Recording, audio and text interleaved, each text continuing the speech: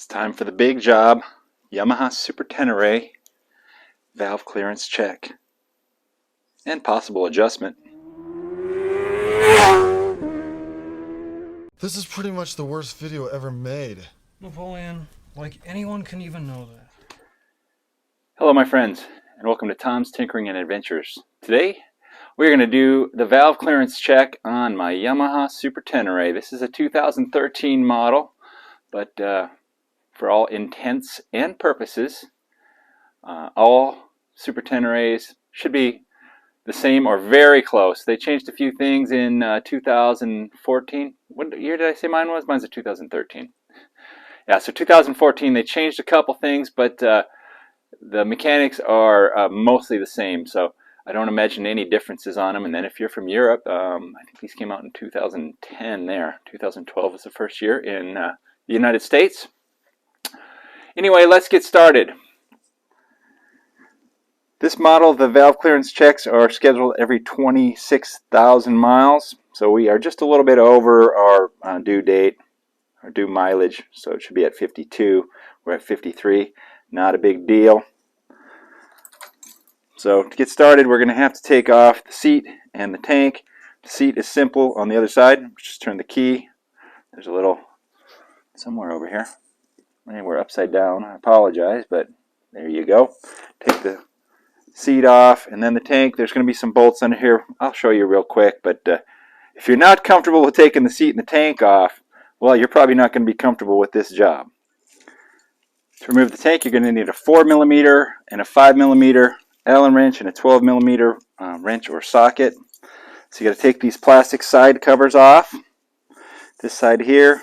Actually, if you have the stock seat or even like an aftermarket seat, I think there's a 4mm under the seat, but you know, you can use whatever you want. And the right side one, these are captive, like quarter turn fasteners. And on the left hand side, there's Allen bolts or screws or whatever you want to call them. I didn't pull mine all the way off because I have a little light switch here. That one's wired hot too, so but I could disconnect that, but I really don't need to remove it all the way, just enough to get access. And then right here is a 5mm. I left the one on the other side so you can see it. I just kind of stuck it back in there. So you got to remove both of those. And the back of the tank, this pivot bolt, that's a 12mm. Take them out. And then now our tank should be ready to come out. So we can lift it up and back. And I will put you in a holder here so we can see what we all have to disconnect. Times like this I really need a cameraman because I couldn't find a good place to hold the phone, the camera, and work on this, but I'll show you here. Lift the tank up. You could probably leave that pivot bolt in the back if you want. It's just going to pivot up like this. There's a couple of hoses here you have to remove. Those are evap hoses. And then we have to disconnect this fuel line right there, which can you see that little blue button right there? You just press that, and that'll pop off. This plastic piece on it is actually kind of a little holder thing, so you might have to manipulate that a little bit. And then there are two color-coded wires on here, and those have a little press to release. You press the back of it and pull those straight out. So I'll get those disconnected, hopefully. Set this down. Yeah. Word to the wise, if you're doing this, go take the bike for a nice long ride and run this gas tank down. This one's about probably half full, but you know, the less fuel you have, the better. And then these two connections, I'm almost positive that they are, how do you say, idiot proof. Yeah, they are. You can see right there. That one's got the little cutout on the right hand side, and that one has it on the left hand side. But if you're at all confused, a little Sharpie marker on the bottom, not a bad idea. You could put a G on that one and a W on that one where they plug in on the bottom of the tank. And then the same thing with these two emissions hoses. I didn't show removing them, but there's a yellow and a white one. And they're kind of idiot proof, like I said. They kind of just fall in line, but if you put a little W and a Y, white and yellow, that'll work. And this thing, you got to press on both sides to remove it. And now we're this far in here, so next thing we need to do is take the air box off, and when you're doing your valve clearance check, you're going to do air filter anyway. So there we go on that piece of cake. All right, so we're going to remove that bolt and that bolt. And then it's been a minute, but I believe there's one for the left hand intake, and the other side is the right hand intake, and we'll see what else there is. I know there's some wires and that sort of thing that go on here. We're making great progress. We can already see the valve cover. Of course, it's way in there on this model, but you have one airbox wire right here on the right hand side as you're looking from the back of the bike. And there's a hose right here. You can see I've done this before. I replaced the little spring clamp with this hose clamp. I kind of forgot about that, but there you have it. So now, well, these throttle bodies are a little bit on the dirty side. That's okay. So now what we need to do is actually we need to remove these throttle bodies. So we'll take a good look at everything and see what we can figure out here. It's been a hot minute for me, but I know that there is a clamp right there, one on the other side, and we might have to disconnect some wires. I think the last time I did this, I just removed them and kind of slid them back. So I'll get started on it and I'll come back and update y'all. I disconnected this is throttle position sensors probably. Whatever this one up here was. The throttle cables, I just loosened them right here, slid them out. I marked the top one, which is the push cable. You probably figure that out pretty easy, but I figured I'd save some time on that. I did disconnect one of the connectors on the back here just because it was kind of holding me up, but I probably didn't have to. Once I got the cables out, all this can just kind of slide back here. I've already put some paper, you can put rag, you can put tape, you can put a rubber glove, whatever you want over this. And now I'm going to clean this area here. We're getting pretty good access to the valve covers already, so we're almost to the point where we can take it off. Now if I have to do an adjustment, it's going to be a little bit more of a pain because unfortunately, well, I'll show you once we get this off. Unfortunately, the amazing Yamaha engineers put the timing marks on the outside of the sprockets, and as you can see, that's completely covered with all of this stuff here. So in order to get a good view of it easily, you kind of have to pull that whole panel off of there. But anyway, anything you can get out of the way is going to make your life a lot easier here. I don't know if this is stock or not, but these two bolts here, they kind of just touch the valve cover. I think this is for aftermarket. I don't know if that's stock or aftermarket. I believe it's aftermarket for these engine guards or side guards or whatever you call them. But I know I got to pull this, at least those two bolts out, maybe this whole upper plate, which is probably what I'll do, those two bolts. And you can see that one, and there's one on the other side. We can't see it very good underneath behind there. So I'll pull that off and give a little bit more access room in here. And we'll pull the coils out. These should not matter where they go, but I'm going to just take them out and leave them in the same order. Those are just a 10mm bolt on the top, and you probably want to make sure you put the connectors back where they go, even though the left side and the right side shouldn't matter because these should both fire at the same time. But still, it's never a bad idea. So if you want to label those 1, 2, 3, 4, not a bad idea. I'm going to start prepping stuff. I'll remove these coils, I'll remove that, clean everything up, and we'll come back to you. So right now I'm about an hour into this, and we are at the point where we should be able to remove the valve cover here. Yeah, I'll probably still do a little bit of wiping down here. Lots of road grime on here. That's what happens when you put some miles on your bike off-road. I've removed the coils. I've taken all the wiring here and I've kind of rotated it up. You see, you got a little bit of room to work with here. A lot of people really complain about how hard it is to get this valve cover off and do this valve adjustment. Now, it ain't easy like working on a, say, single-cylinder Yamaha air-cooled bike or an old Honda Trail 90. You know, you can do that in about 5 minutes. But this thing is not terrible to work on. It's not. Now, I don't like the fact that they put the markings on the back side of here, but a lot of people say they don't have to do adjustments on these. I did have to do adjustment on the first go round, but we'll see this time. Anyway, now I'm going to take off the valve cover bolts. Looks like there's 5 of them, 6 of them. And I remember this forward one is kind of a bear because there's not a lot of room. These other ones not too bad. So I'll clean that up a little bit more. We'll get that off. Yes, it's a beautiful thing. We're in there. It's not too bad.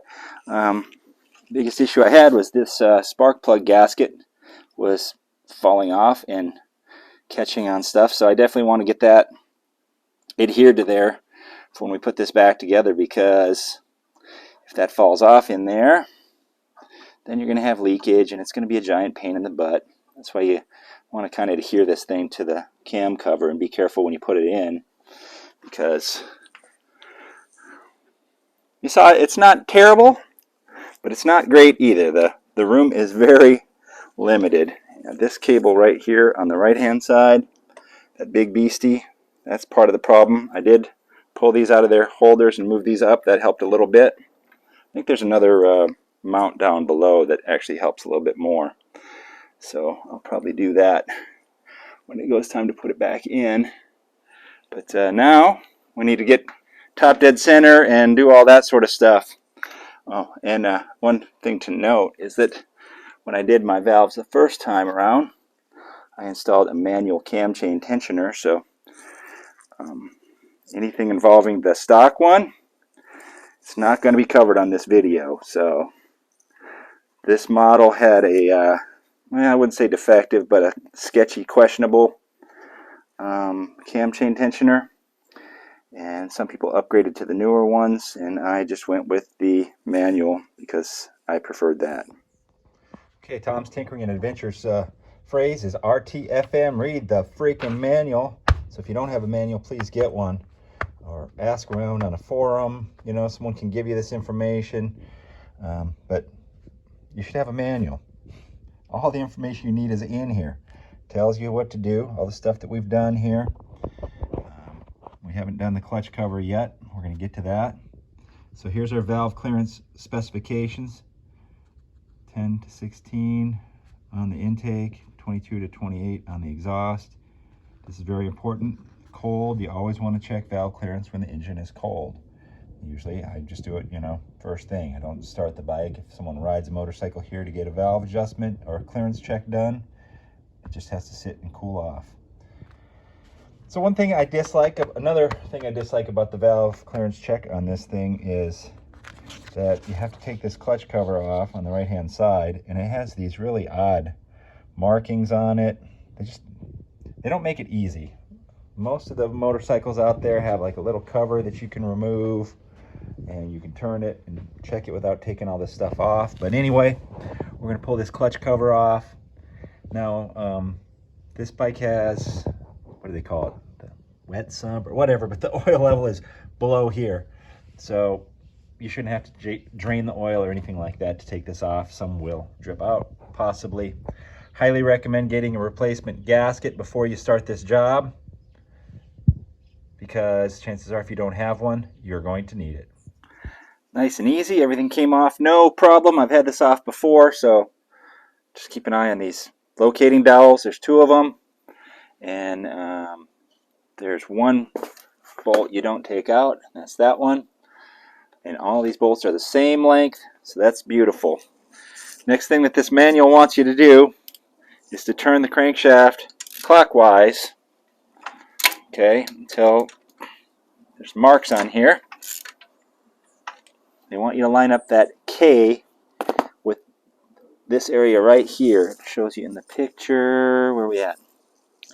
Right there. Line up the K with the split on the case. Now, the only problem with this is that if this is your first time ever doing valve adjustment, that's not a terrible thing to do. I just went a little bit past it. I'm going to go backwards. You're really not supposed to, but just going to go back a little bit.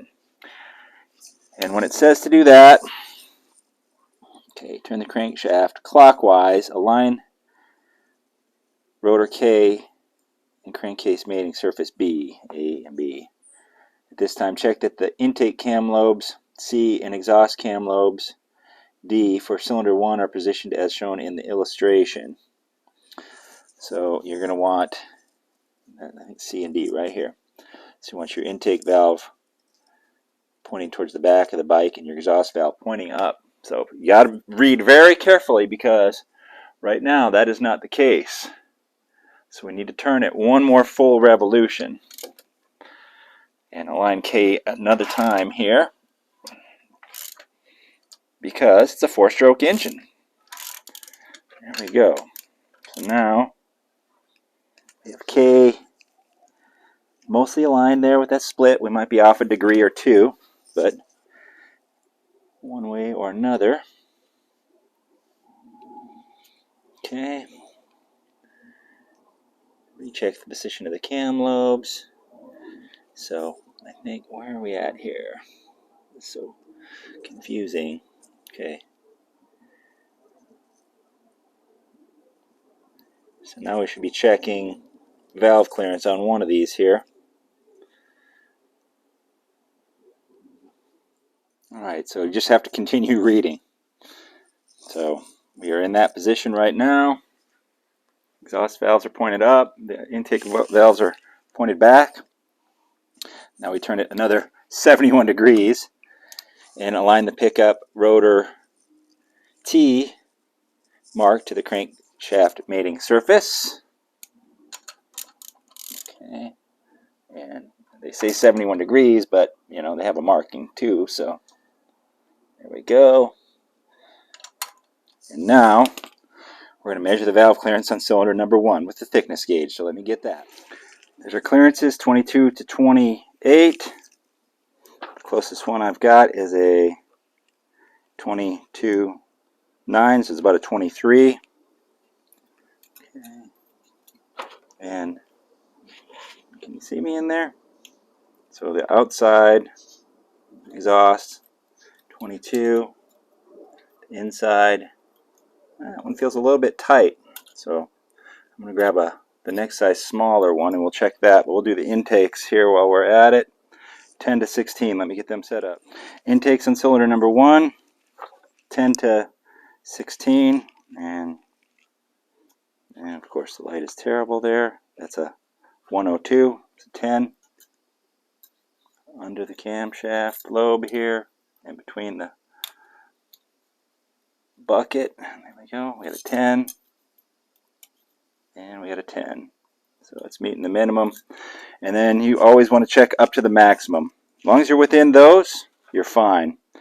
So as of right now, we have one exhaust valve that seems to be a little bit tight. I'm going to see if I have another set of feeler gauges because that one was more like a 23 than a 22. But if that one didn't go in, a 22 may or may not. We'll see. Let me check that right now before we move on to cylinder number 2. This was the other set that I have here that has a little bit more adjustability maybe. Let's see. You can see that. So it's got a 15 and a 7 together. You know, a little bit of math. That's 22. Didn't go in there, so we do have one tight exhaust valve. We're going to do the next check, and then I guess we'll go into adjusting mode. Turn the crankshaft clockwise 270 degrees so that the pickup rotor T mark is pointing up. So we're going to go from there. I'm going to turn it 180, 270, as straight up and down as you can get it, and then we can check the valve clearance on cylinder number 2. If you were fortunate, like so many people are with these bikes, and didn't have to do a valve adjustment, at this point you're done. You're done the check. Put it all back together. Assembly is reverse of disassembly, as they say in the manual. But we are not done. We have to do an adjustment. One exhaust valve inside number 1. So we're going to come here to our manual, removing the camshaft. So we got to go through this whole rigmarole again here, aligning stuff. So get your manual out, read exactly how to do it. Align the K mark with the surface. You want to make sure your valves are in the position it says here. And then there's this hole also. Let's see. Hole in the intake camshaft is aligned with the match mark G on the intake camshaft cap, which I don't remember that from last time, but I guess it's on here. There's a mark right there, so we're just going to turn it until the hole in here lines up and the K lines up down there. K is aligned. I don't know how well you're going to be able to see that little hole in the camshaft right there. It's lined up right there. If we had access to the back of this, I could pull all this off. It's kind of a super cluster to get to it, but you should be able to see there's marks on the back of your cam gears. We could also get in there with a mirror and see those. But we should be lined up at this point. So what you're going to do next is you're going to take off your timing chain tensioner. And like I said, I have an aftermarket one. If you have a factory one, follow the manual, please. Alright, we got the manual. Follow the manual by all means, but if you want to see a little trick that you can do, I'm going to show you how I do this. Anything that Tom's Tinkering Adventure says may not be used as legal advice, you know, all that sort of stuff, but this is a way you can do this as well. If you don't want to take all this stuff off to get behind here and line all this up, what I do is I take some spray paint, or if you have a paint pen, that's even better. But I use some spray paint, paint it in a little whatever you've got. You can even use the cap of the spray paint. And I just used a Q-tip. And I marked the timing chain on the bottom on both sides. I even zip tied it onto the little arm here that the cam chain tensioner pushes against. And then I did the same thing up on the top on the sprockets. There's the one on the exhaust cam, and there's one on the intake cam. And you can see once I loosened up the cam chain tensioner, that thing skipped a couple teeth. So when we put this back together, we're going to have to rotate this way to line this up. And if for some reason I mess up these markings, well, then we got to pull everything off and line everything up. But we should be able to get that thing back lined up and hooked up. Now, since everything is loose, we should have enough room here to pull that exhaust cam off. And that's 6 bolts, 3 in the front, or back, and 3 on the front. So we'll get that cam cap off, and then we'll pull that bucket out of there and get that adjustment correct. 6 bolts removed, and then I'm going to remove this cam cap right here, or exhaust cam cap. Now I don't know if you can see in here. I put a zip tie across that right now just to see if I can possibly get this without disturbing everything, and I may be able to. Yeah, it looks like I can. Since it's this valve right here, I can probably pull that bucket out there. You can see it better on the outside one. That's the bucket that my finger is touching right there. So we're going to get a magnet and pull this one out. A little chunk of something in there. Look at that. Yeah, there you go. So we're going to pull that bucket out. Now's a good time also to look at your bearing surfaces. You can see there's a little bit of wear on those, but nothing looks extraordinarily bad or anything like that. And these bearing surfaces here, there's no bearings. This all runs just on machined aluminum. So anyway, I'll grab a magnet, I'll pull that bucket out, and I'll show you what that looks like. The bucket sits on top of the valve, and the shim sits in there as well. You know, look at that. So that worked pretty good for that one. I don't know if you'd be able to get these inner ones out in the same fashion that I'm doing this, but if you mark it like that, that is a way to do it, not the way to do it. Alright, I'm going to get some light on it there for you, hopefully. So you can see the bucket's been removed on that side. Bucket is still on that side there. And I'm holding it in my hand here. That's what it looks like. And I used my little magnet on a stick there to pull it out. And inside of there is where the shim is. Now that doesn't always come with the bucket, so you want to look in here sometimes because it should be sitting right there on top of that valve. There's a little hole in the center, and that's where it goes. And when we put this back together, that's where we're going to put the new one. So what did we have? We had a tight valve, right? So it was at the minimum or below the minimum, and I measured it, and it was just barely below the minimum. So what we need to do next is pull this little shim out of here and see if we can read what it says. And we can, or I can. Hopefully you all can. Let's see here. Some light on the subject maybe. It's a 200 anyway. There we go, 200. So since we have too tight of a clearance, we need to make the space in there smaller. So we will subtract from that, and the next size will be a 195, which will open up our clearance 0.5, and that should get us the perfect clearance. So let me get my shim kit out, and we will hopefully have a 195 in there. There's our shim kit right here.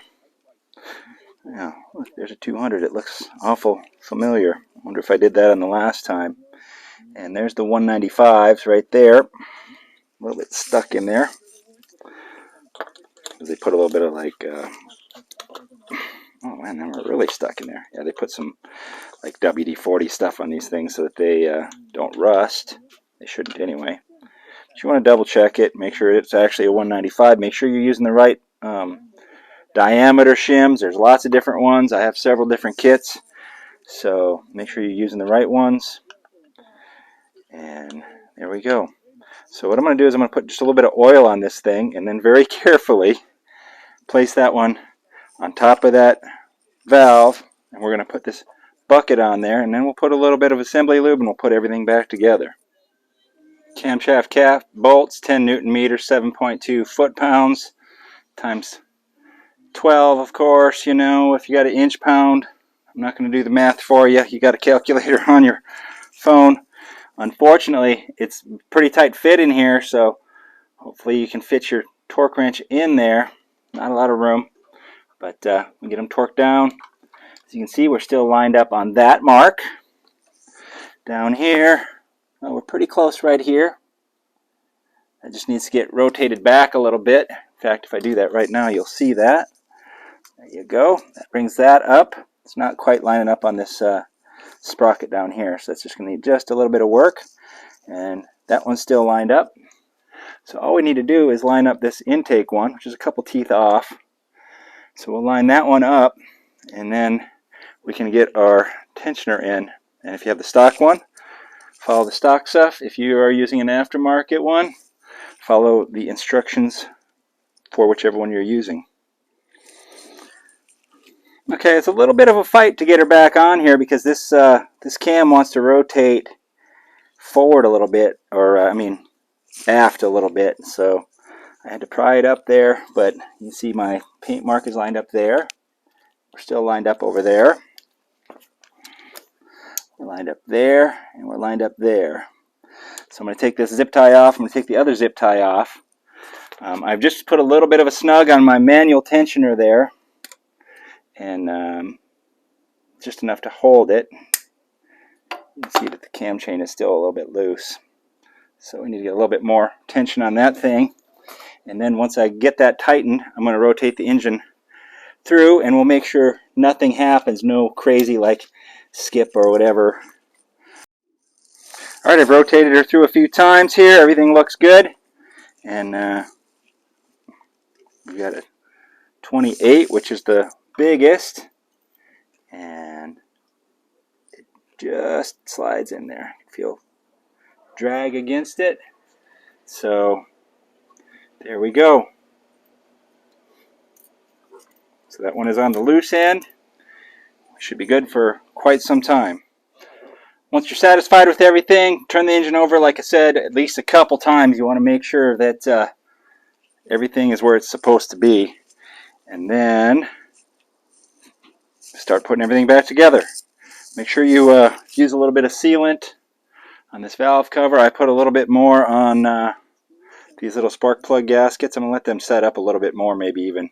Just because when you push that thing in there, It's tight, and if you knock these off and they're out of place, you're going to have problems. The same with all these other side pieces. So make sure all that goes in there nicely. I like to get the cover in there and then just gently move it around. You ain't got a lot of room to see on each side here. You might go from the front and see if everything is sitting where it's supposed to be sitting, but that valve cover seems to be the biggest pain for everyone, and it's really not that bad, all things considered. Alright, we're going back together pretty nicely here. The valve cover went in, was a pain in the butt. What I can tell you is you want to get along the front here, and like I said, I think this bar might be aftermarket, but maybe I'm incorrect. But this bar right here, probably if you took that off, there's 4 bolts, and it mounts right here on mine at least. You probably have pretty good access to see the front of this, because you want to make sure that the gasket is in place all the way around it. So you can see the side of it right in there, and you can see this side a little bit. And before you push it all the way down, you want to make sure those spark plug gaskets are on there, but you know, take your time. Curse a couple times if you have to, whatever. Get the bolts in, get the coils in. I changed the spark plugs. Coils are plugged in. I removed my rags I had in there. I had paper in there, whatever you want to use. I'm about to put the throttle bodies back on, and then the air box. Air box is installed. I've got every connection connected, as far as I know, except for the fuel line, these 2 vent hoses, and of course these 2. So let's put the fuel tank on, and we'll give her a whirl. It's always a little unnerving when you've had something completely apart like this to get to the last point, and I have honestly been sitting here for a little bit after hooking it up thinking about it, but no guts, no glory, they say.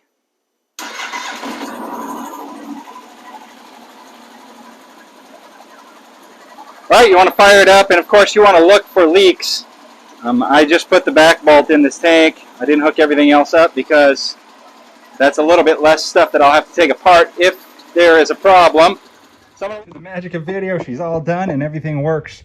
And what I didn't show on video was that I did have to take the tank back off, and I did have to take the air box back off, because even though it started, when I would rev it up, it just would not accept any throttle. It was stumbling and dying out. And I found out that I had a vacuum hose or something along those lines was pinched in here. So, you know, take your time, check everything, and you should be good to go. Right now she starts, runs, accelerates, you know, revs up, everything works fine. So I'm going to finish it up, put her back together, and we are job complete. And from what I've seen on the forums and online and stuff, people are paying $500-600 to have this done. So if you want to set aside a complete weekend, you can save yourself a couple $100. If you've never done this before, I think it's within your realm. If you have mechanical aptitude, patience, a manual, a few small hand tools. I didn't even use any specialty tools, just the clearance gauge was the only specialty tool. Everything else was wrenches and sockets and Allen wrenches. So you don't need anything fancy to do this. Cheers, everyone. Cold beer always tastes good after you get the job done and you save yourself several $100s, and the bike still works.